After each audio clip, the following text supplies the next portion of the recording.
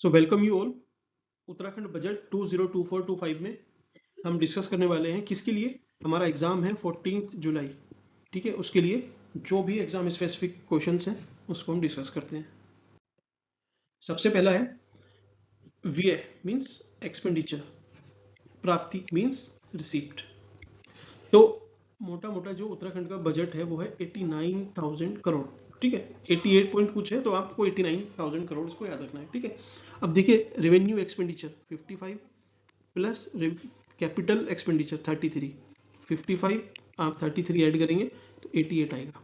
ठीक, revenue receipt कितनी है ये देखिए 60, कैपिटल रिसीप्ट कितनी है 28, कितना हुआ 88, मैच हो रहा है। ठीक है,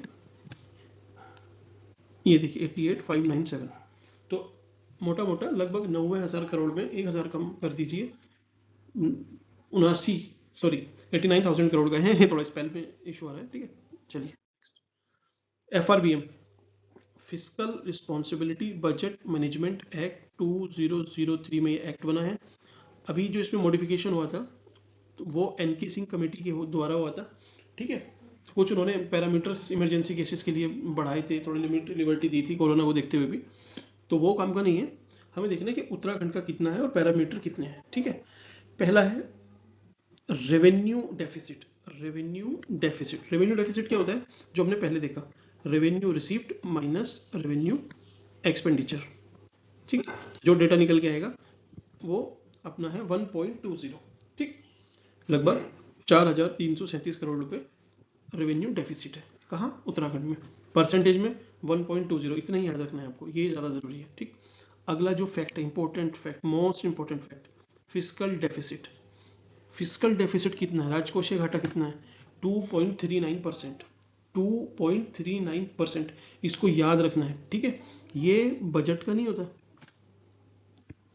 ये जो हमारा टोटल इनकम होती है बजट में माइनस टोटल एक्सपेंडिचर, जो भी शेष बच जाता है वो हम मार्केट से बोरो करते हैं, तो वही डेटा होता है फिस्कल डेफिसिट 2.39%।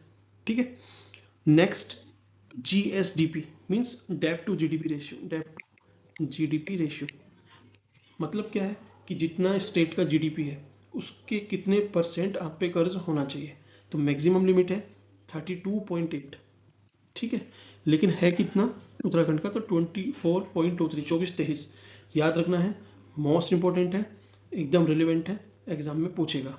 ठीक है, नेक्स्ट। अब उसमें बजट में क्या है ना, ये ऑफिशियल डॉक्यूमेंट से मैंने लिया है, 4 चीज़ों पे बहुत इन्होंने जोर दिया, इकोलॉजी के साथ इकोनॉमी है। क्या क्या कि आपको SDG पे बढ़ावा देना है, स्वच्छ पर्यावरण और नेचुरल रिसोर्सेज पे सेकंड है। थर्ड है अपना पर्यावरणमुखी नीतियों का निर्धारण means environmental friendly policy.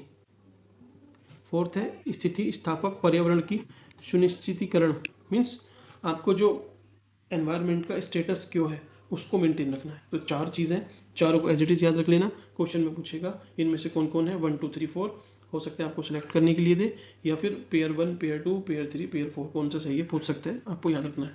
SDG natural resource environment policy plus stability. Next, ये GDP है, कितना GDP है उत्तराखंड का। तो अब देखिए 19 में था 2.39 लाख करोड़, फिर 2.25 कोविड की वजह से हिट हुआ। ठीक, अब ये बढ़ते बढ़ते बढ़ते बढ़ते अपना हो गया 3.46 लाख करोड़, 3.46 लाख करोड़। ठीक, ये याद रखना है, ये डेटा इंपॉर्टेंट है, CR। ठीक, 3.46 लाख करोड़। नेक्स्ट प्रोजेक्ट इतना है, ये नहीं पूछेगा, ये जरूरी है। ठीक है, next per capita income. Uttarakhand की पर कैपिटा इनकम 2,30,000 रुपये थी 22-23 में। 23-24 में कितनी अनुमानित है, 2,60,000।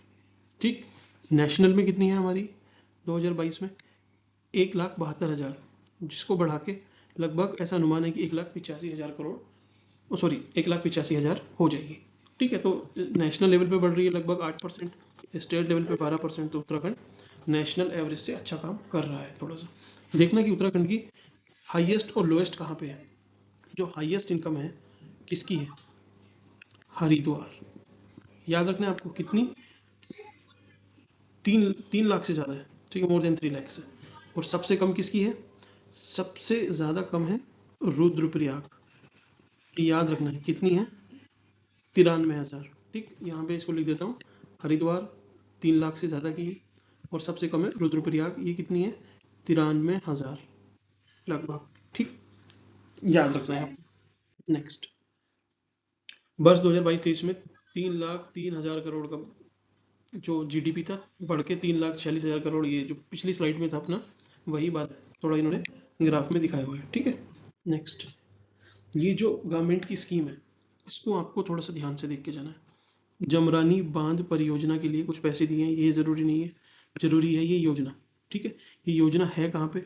जमरानी बांध परियोजना ये है, एक सेकंड, गोला रिवर है। गोला किसकी ट्रिब्यूटरी है? रामगंगा की। रामगंगा किसकी है? गंगा की। ठीक, तो इस गोला रिवर पे जमरानी बांध परियोजना बन रही है, किस जिले में? नैनीताल। ठीक, बस इतना याद रखना है, गोला रिवर पे नैनीताल में बन रही है, इतना ही पूछेगा। सोंग रिवर परियोजना, सोंग रिवर कहाँ है? ये देहरादून में है। ठीक, DDN, बस इतना याद रखना है, कहाँ पे बन रही है? देहरादून में। लखवाड़ परियोजना भी देहरादून में ही है। ठीक है, ये दोनों देहरादून में। लखवाड़ थोड़ा सा, ये क्या है ना, ये यमुना रिवर है, ये उस पे बन रही है और इससे फायदा भी लगभग जो यमुना के स्टेट है उन्हीं को होगा, जैसे दिल्ली, हिमाचल प्रदेश होगा ही होगा, ऑब्वियस है, हरियाणा से भी बहती है। ठीक, दिल्ली हरियाणा यूपी हो गया हमारा। ठीक, 1 2 3 4, उत्तराखंड का तो फायदा होगा ही होगा, इसमें इसमें फायदा होगा MP का भी, राजस्थान का भी। ठीक है, सो ये आपको ध्यान रखना है। यूनिटी मॉल प्लाजा निर्माण, यूनिटी मॉल क्या है कि एक्चुअल में जो स्टेट की कैपिटल है या फिर कोई भी बड़ी सिटी है उसमें गवर्नमेंट ने ये एक इनिशिएटिव लिया है कि वहाँ पे एक इतना बड़ा मॉल हो कि पूरे स्टेट के जितने भी लगभग फेमस प्रोडक्ट हैं वो उस मॉल में बिके, ताकि टूरिस्ट अगर वहाँ पे आए तो वो एक मॉल से लगभग पूरे स्टेट को एक्सेस कर ले, at least in terms of product which they are made. ठीक है, सो इतनी सी योजना है, इसको अभी डेवलप होने में टाइम लगेगा। ठीक है, नेक्स्ट, टाटा टेक्नोलॉजी मॉडल के अनुसार ITI के उन्नयन के लिए 40 करोड़। तो जरूरी 40 करोड़ नहीं है, जरूरी है कि ITI के उन्नयन के लिए किसके साथ समझौता है? Tata technology model. ठीक, ये जरूरी है। नेक्स्ट, प्रत्येक जनपद में चिल्ड्रन ट्रैफिक पार्क का निर्माण हेतु 10 करोड़। पैसे जरूरी नहीं है, हर जनपद में। तो जनपद कितने हैं? 13 जनपद है। उत्तराखंड में 13 डिस्ट्रिक्ट है, आपको पता है। 7 कहाँ पे है? गढ़वाल में। और 6 कहाँ पे है? कुमाऊं में। ठीक है, इस गढ़वाल को क्या बोलते हैं? केदारखंड।